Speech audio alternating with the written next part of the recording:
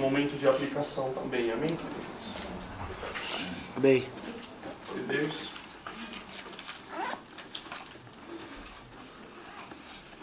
Queridos, eu já tinha essa impressão no meu espírito, não é? Que o mês de julho seria um mês relacionado com a espada. Eu já tinha isso no meu espírito, o Senhor já tinha ministrado esse tema, por assim dizer, amém? E eu, a sexta-feira, certo, eu viajei para São Luís, e literalmente, certo, eu viajei de São Paulo a Brasília, Brasília, São Luís, fiz conexão em Brasília com direção a São Luís. E na segunda conexão, certo, indo para São Luís, o Senhor começou a ministrar esse texto para mim, especificamente esse texto. Porque quando você ouve um comando de Deus e Deus fala de espada, é fácil, você pega uma concordância, eu coloco a espada aqui nas concordâncias que nós temos, e vai sair um monte de textos falando da espada. A gente sabe que Efésios 6 fala de espada, que Hebreus 4:12 fala que, certo, a palavra do Senhor é como uma espada que divide a alma e o espírito. A gente sabe muitas coisas da espada. Mas como eu digo, enquanto eu estava voando literalmente nas alturas, acho que, sei lá, uns 10 mil pés de altura, 8 mil, 10 mil. O Senhor começou no avião a ministrar esta palavra. E eu não tinha certeza onde ela estava e eu comecei a vasculhar até que cheguei a estes textos. Amém? Então eu quero que abra na sua Bíblia, 2 Samuel, capítulo 23.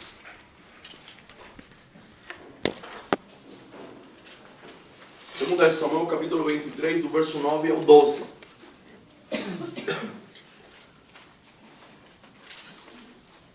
Segunda Samuel, capítulo 23, versículo 9 ao 12. Eu vou ler na versão da Bíblia Mensagem, amém? Mas você acompanha aí na sua, porque eu acho que está não mais clara, mas tem alguns detalhes importantes. Nós outros também temos, mas usa outras palavras, amém?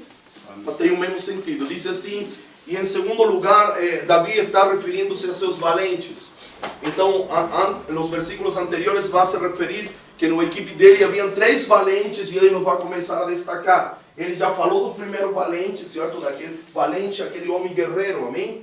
E ele vai falar do segundo agora. Ele diz assim, em segundo lugar, entre os 3 estava Eleazar, filho de Dodó. Dodó? Assim que se lê? O Aoita.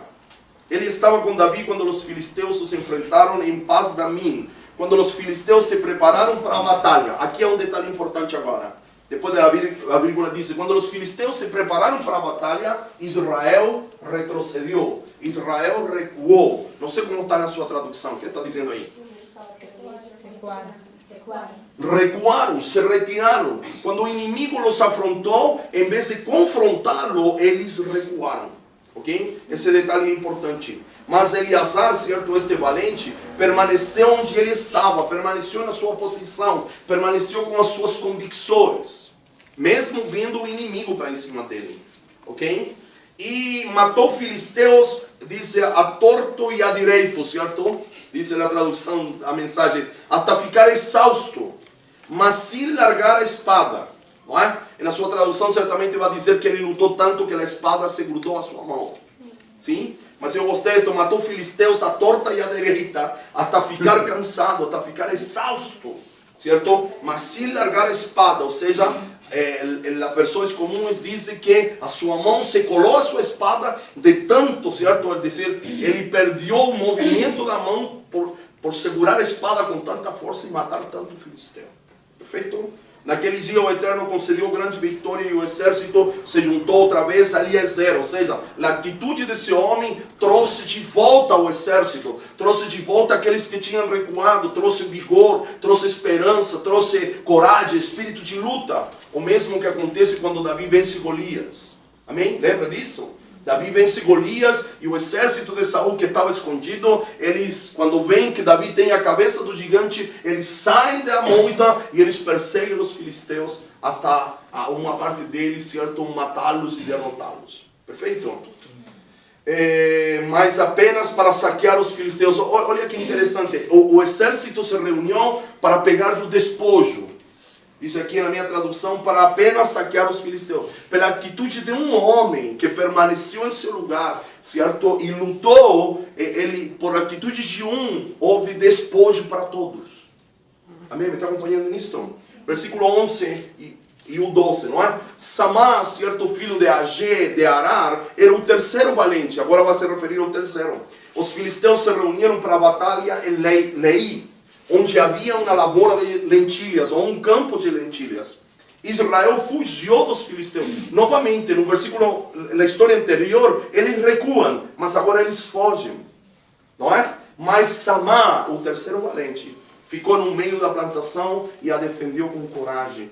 Os filisteus foram derrotados e outra vez, grande vitória, certo? O Senhor concedeu ao seu povo. Amém?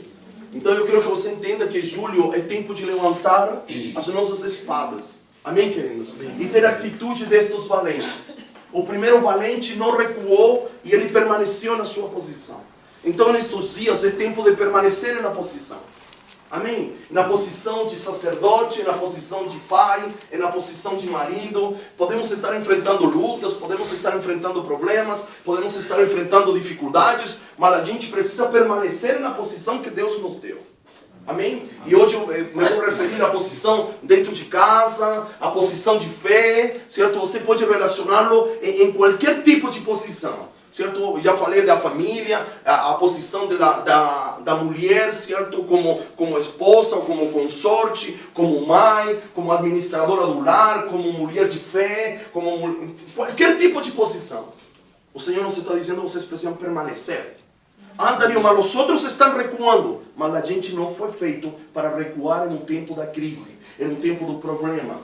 Me está acompanhando? Mas todos estão recuando, mas nós não fazemos parte do todo. Nós fazemos parte do corpo de Cristo. E o corpo de Cristo permanece. Mas o inimigo vem para em cima de nós, estamos ficando sozinhos. Mas a gente permanece. Amém? E a gente tem que dar pau no inimigo, por assim dizer, até a gente se cansar. Diz que a espada deste homem se grudou à mão. Isso fala de insistência, isso fala de... Foi mencionado aqui pelo Glauco no outro dia, de tenacidade, de não abrir mão facilmente das nossas convicções. Foi falado aqui quartas-feiras atrás. Me está entendendo? Agora, há um rema de Deus que você e eu precisamos entender. No meio da crise, no meio do problema, no meio da tribulação, o Adriano Victor nos tem ministrado bastante sobre isso. A tribulação produz, lembra ou não? O que produz? Produz? Perseverança primeiro. Ou primeiro, não primeiro, mas perseverança, paciência e esperança. Não, perseverança primeiro, depois vem a experiência e depois a esperança. E ele disse, não é um processo, são coisas que vão acontecendo simultaneamente. Está entendendo? Agora, há um segredo. No meio da circunstância, no meio da tribulação, a gente não pode olhar para ela. A gente tem que olhar para o propósito. Amém. Se eu olho para o propósito, eu venço a circunstância do tempo presente. Agora, se eu me enredo na circunstância do tempo presente, a circunstância vai me engolir vivo, cara.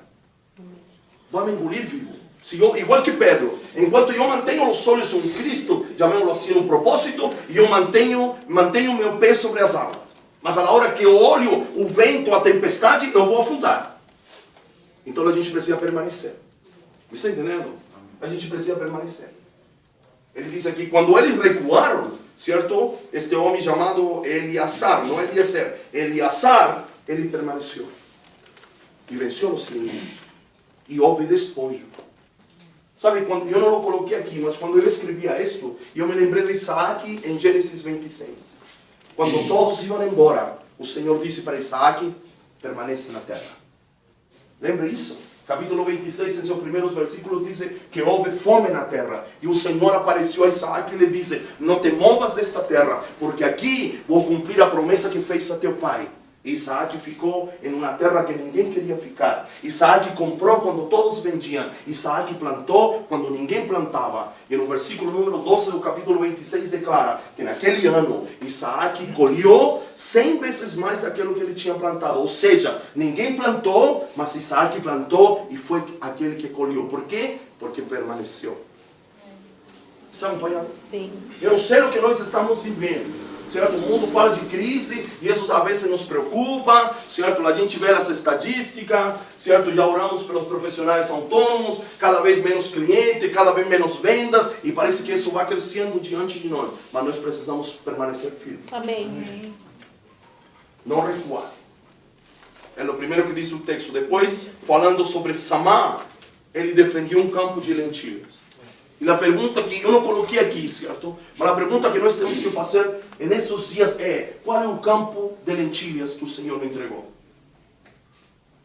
O que é o que você precisa defender? São convicções, são verdades espirituais que você carrega e por X circunstância, certo? Por esse evento contrário, parece que estão sendo abaladas as suas convicções. Qual é o campo de lentilhas que você precisa guardar, proteger, defender? Qual é o seu campo de lentilha? É a sua mente, porque estão chegando coisas, pensamentos estão penetrando sua mente, então você precisa fazer como este homem, defender o seu campo de lentilha. Amém.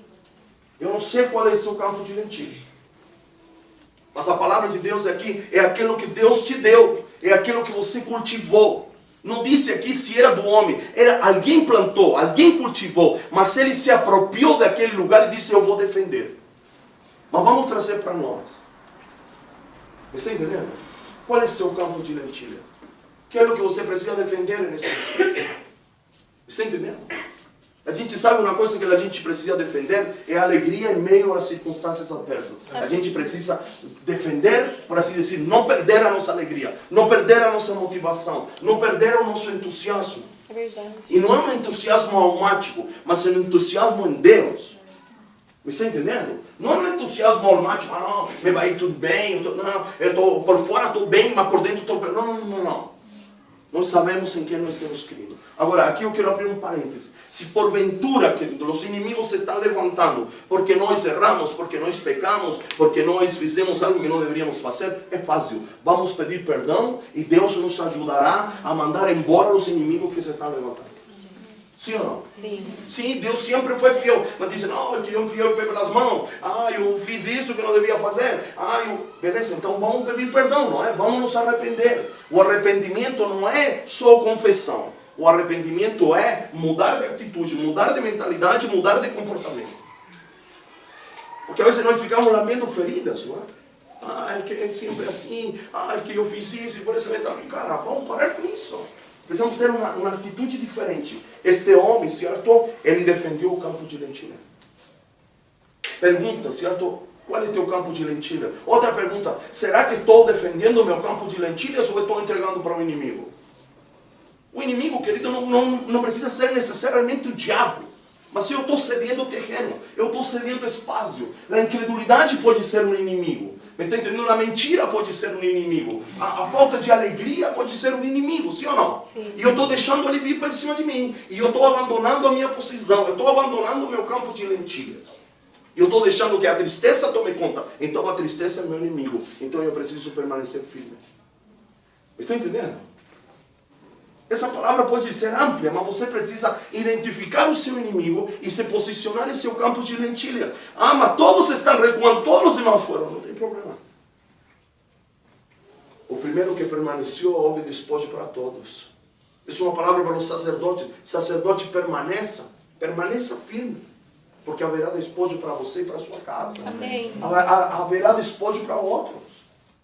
Você está entendendo? E esse despojo não necessariamente é material, mas um despojo espiritual. Coisas que não entendia, vamos a entender. Deus sempre foi gracioso em tempos difíceis com o seu povo, querido. Sempre foi gracioso. Deus nunca abandonou o leão, mesmo na consequência do pecado do povo. Está acompanhando ou não? Nos dois casos o Senhor deu vitória. Amém? E eu terminei isto. Certo? Eu frisei, é tempo de permanecer em meio da crise que estamos passando. Muitos estão abandonando seus postos, os lugares que o Eterno nos assinou. Mas é tempo de permanecer, é tempo de não recuar. Ou é tempo de não recuar. Certo? Eu já lhe expliquei isso. Agora, um texto para finalizar é o texto de Juízes, capítulo número 7, o versículo 19 ao 22. Capítulo 6 e capítulo número 7, me parece que o 8 também, não tenho certeza, mas 6 e 7, desses dois eu tenho certeza, fala de Gideão. E esses versículos falam, certo? Capítulo 7, versículo 19 e 22.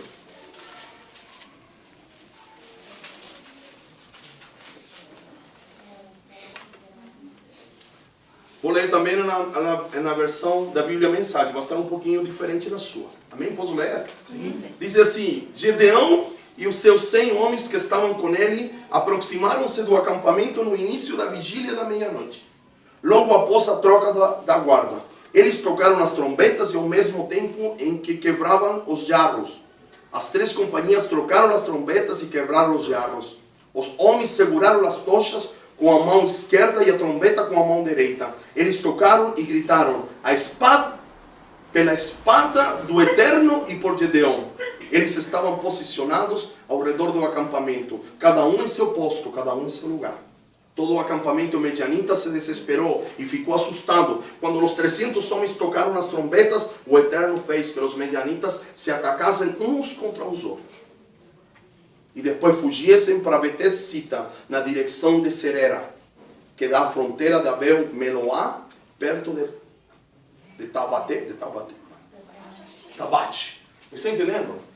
Amém? Só que sabe, eu percebi algo que eu não tinha percebido aqui. Os caras gritam pela espada do Senhor e pela espada do Eterno. Está acompanhando? Sim. Só que eles não tinham espada. Eles carregavam vasos, trombetas e tochas. Que espada levantar? Porque esse grito dizia: nossas espadas levantadas pelo Senhor e por Gedeão. Estavam reconhecendo Deus e a liderança de Deus através da vida de Gedeão. Estavam reconhecendo Gedeão como um juiz. Estavam reconhecendo Gedeão como um líder. Estavam reconhecendo Gedeão pela sua coragem, pela sua ousadia. Estavam reconhecendo Deus e como Deus agia na vida de Gedeão. E ele dizia: nossas espadas estão levantadas pelo Senhor e por Gedeão. Mas que espada? Se o texto diz que as 3 companhias tinham vasos, trombetas e tochas nas suas mãos. Claro, alguém pode dizer: não, mas eles carregavam uma espadinha. Sim, pode ser. Está entendendo? Mas o que o Espírito me ministrou, que a obediência à estratégia de Deus é como se uma espada estivesse levantada. Está entendendo? É como no caso de Josafá. O que disse Josafá para seu povo? Vamos baixar a espada e vamos levantar o louvor. Naquele dia, lá em 2 de Crônicas 20, a espada, não é que eles trocaram a espada pelo louvor, mas o louvor, porque a declaração era como que se as espadas estivessem erguidas. Por isso Efésios 6 vai dizer que a palavra do Senhor é como espada. Mas não a palavra, não a Bíblia. Por muito tempo a gente pegava a Bíblia e dizia: estou com minha espada. A palavra de Deus precisa estar precisa e clara nas tuas declarações. Me está entendendo? Esses homens obedeceram. Os 300 que ficaram, de los 32 mil, não é? Porque se reuniu um exército de 32 mil, mas eles passaram por um teste onde ficaram só 300. Gedeão dividiu em 3 companhias: 100 com vasos, 100 com tochas, 100 com trombetas. E eles atacaram nessa estratégia. Era uma estratégia doida. Não se ataca um exército igual que com Josafá. Não se ataca, não se vence um exército com musiquinha. Concorda comigo? Não se vence um exército, ou não se toma uma cidade como tomou Jericó e Josué, dando volta e volta, 13 voltas, e em um momento toca a trombeta e todos gritam. É louco, sim ou não? É uma estratégia absurda. Mas os caras obedeceram. Porque a obediência total ao Senhor é como uma espada erguida, é como uma espada levantada. Os homens de Gedeão dizem pelo Senhor e por Gedeão, e levantaram suas espadas. Eles estavam dizendo: nós acreditamos na estratégia que Deus deu a Gedeão e nós vamos obedecer ao pé da letra da estratégia e vai dar certo. E deu certo. Então, queridos, eu não sei, eu acredito que Deus tem uma estratégia para você. Mas você precisa obedecer ela. A palavra de Deus precisa estar precisa em nossos lábios. A gente precisa passar por um check-up estes dias. O que estamos falando? O que estamos dizendo? Certo? Eu tenho feito um exercício aqui em casa. Quando a Cris vai ao supermercado e ela diz assim, ai amor, a coisa está muito cara, eu digo, vamos mudar o discurso. Vamos dizer, glória a Deus, porque temos condições para comprar, mesmo que esteja caro. O Senhor nos tem dado condições para comprar. Ah, compramos menos, não importa, mas o Senhor nos tem dado condições para suprir as necessidades básicas da nossa casa. Vamos mudar o discurso. Não vamos dizer, ah, que tudo está tão caro. Não, glória a Deus, está tudo tão caro, mas glória a Deus, porque o Senhor está conosco e nos tem enviado recursos para suprir as necessidades da nossa casa. Me está entendendo? A vezes, porventura, alguém fica doente, a Cris vai lá na farmácia e diz, oh amor, precisei gastar R$70 em um xarope. Glória a Deus. Não é? Porque temos Deus e Deus tem suprido as nossas necessidades. Pior seria que um médico desse uma receita e nós não tivéssemos condições para comprar. Me está entendendo? Então nós precisamos mudar o nosso discurso. Nós precisamos ver as coisas de outra ótica. Ontem falava com os salmistas proféticos e dizia o mesmo para ele. Se um olhar de uma coisa me machuca, eu preciso buscar outro olhar para que não me machuque. Porque quando a gente se machuca com algo, a gente procura buscar. Se a gente pegou a panela de um lado e se queimou, a gente vai procurar pegar pelo outro lado. Porque a gente é um ser inteligente. Mas parece que com as coisas da alma, com as coisas do coração, com o relacionamento, parece que a gente insiste em se machucar, insiste em se ferir com as mesmas coisas. Então nós precisamos mudar de ótica, nós precisamos mudar o nosso palavreado, certo? Nós precisamos mudar o nosso vocabulário, nós precisamos mudar as nossas expressões. Me está entendendo? Los que vendem, los que são profissionais autônomos, não precisam dizer que tem poucos clientes. Você precisa abençoar os poucos ou os muitos que entram para comprarem na sua loja. Você precisa, quando está agradecendo a Ele, você precisa liberar uma palavra de bênção sobre aquele homem, porque aquele homem é um instrumento de Deus para suprir as suas necessidades. Não é um mero cliente, não é uma mera pessoa que entrou na tua loja, poderia comprar em outro lugar, podia comprar de outra pessoa, mas o Senhor o enviou à tua loja, o Senhor o enviou lá. Então vamos falar, não, aqui tem pouco cliente, não, mas dos poucos Deus pode suprir as nossas necessidades. Então nós precisamos mudar o nosso discurso. Precisamos parar de nos queixar. Vamos viver situações difíceis, mas precisamos ter a declaração correta nos nossos lábios. A declaração correta. Ver as coisas desde outra perspectiva. Desde outro ângulo. Está entendendo? Ver de outro ângulo. Certa vez o apóstolo Paulo naufragou lá no final do livro de Atos. Ele se levantou e disse, o Senhor já me falou, as vidas, o Senhor as entregou todas nas minhas mãos. O barco vai se perder, mas nenhuma alma se perderá. Ele tinha uma visão clara. Ele podia ficar choramingando, não, o barco se vai perder. Há barcos, querido, que vão se perder, mas Deus vai preservar as nossas vidas. Amém. Está entendendo? As coisas materiais, talvez, algumas vão se perder, algumas vão ter que vender, alguma coisa vão ter que fazer, talvez. Mas Deus vai preservar as nossas vidas. Amém. Amém? E não só por essa crise financeira que está aí, mas esta palavra é aplicável a qualquer momento. A qualquer crise que estamos passando. Crise na família, crise no matrimônio, crises com os filhos. Precisamos ter um campo de lentilhas para defender. Amém? E para defender um campo de lentilhas, há que ter trabalhado na terra antes e se dado o trabalho de lançar a semente antes. Porque não é um pedaço de terra qualquer, é um campo plantado, que já deu lentilhas. E os inimigos vêm para roubar vêm para roubar o meu trabalho, vêm para roubar aquilo que me custou fazer. E naquele campo de lentilhas havia suor, sinônimo de trabalho. Havia recurso, certo? Expresso pela semente que foi plantada.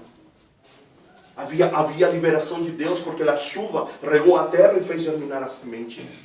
Havia tempo de Deus investido, porque você sabe, as coisas não amadurecem, por assim dizer. Um pezinho de uma arvozinha não dá fruto de um dia para a noite. E esse homem olhou e disse, aí há trabalho, aí há recurso, aí há tempo investido. E ele tirou sua espada e ele disse, eu vou defender esse campo. Há duas aplicações. A gente tem habilitação de Deus para defender o nosso campo e para defender o campo do outro. Porque a pregação do reino é essa. Eu defendo o meu. E se eu defendi o meu, eu ajudo o meu irmão a defender o dele. Lembram os primeiros capítulos do livro de Juízes? Judá, certo, convocou outra tribo. Disse, olha, você vai comigo agora, mas quando chegar a sua vez, eu subo com você para conquistar. Então, é uma palavra que nós precisamos vivê-la. Espada não é só uma Bíblia debaixo do braço. É uma palavra pronta aqui. Senhor, não é assim. Vamos condenar toda palavra mentirosa. Quando as pessoas chegam esta noite e dizem, não, a gente diz, não, não é assim. Não é assim. Comigo não vai acontecer assim. Em meio da crise, querido, Deus sustentou Elias. Primeiro com um corvo e com um riacho. Depois com a viúva. No meio da crise. No meio dos problemas. E no meio das dificuldades. O livro de Tiago disse que Elias era um homem comum, igual que cada um de nós. Então, se Deus cuidou de Elias, cara, Deus também vai cuidar de mim. Mas nós precisamos cuidar do que está de nossos lados. Então, espadas erguidas, espadas desembainhadas, não é só um ato profético. Mas a gente precisa ter declarações corretas. Certo? Aqui, como o Pablo, certo, está em época de provas, ele diz, pai, tirei 8,5 só. Eu pergunto para ele, você deu o seu melhor? Pai, dei meu melhor. Então tá jóia.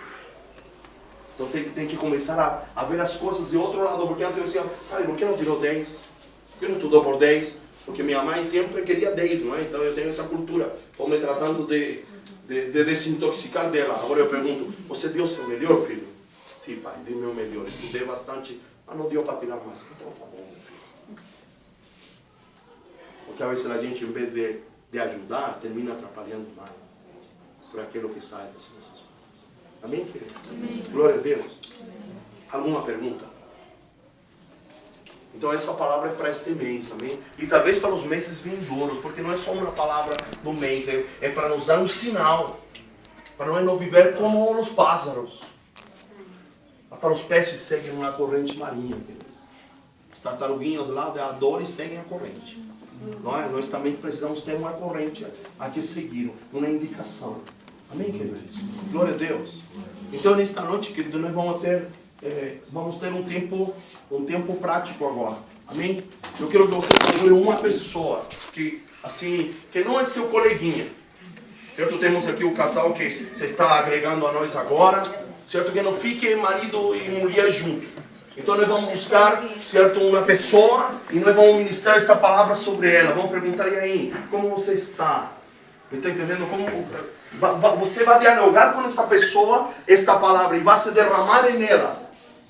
Amém? Talvez Deus te use com uma palavra de ciência, com uma palavra de sabedoria, com uma oração. Amém, queridos? Então nós vamos buscar, por isso que preparamos assim o espaço hoje.